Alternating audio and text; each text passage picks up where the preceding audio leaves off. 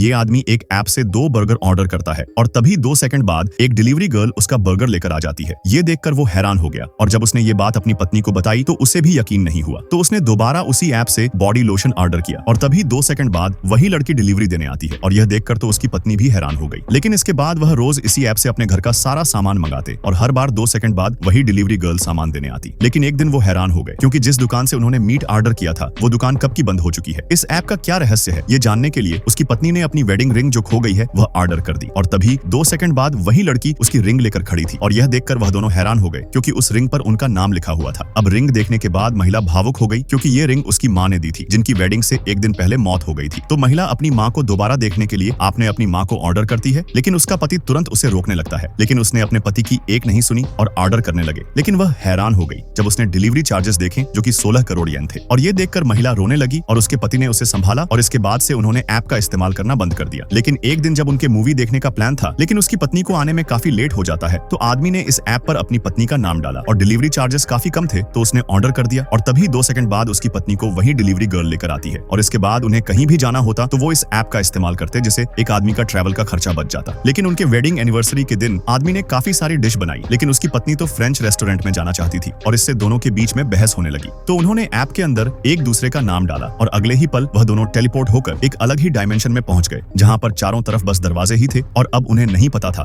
कि यहाँ से कैसे निकला जाए।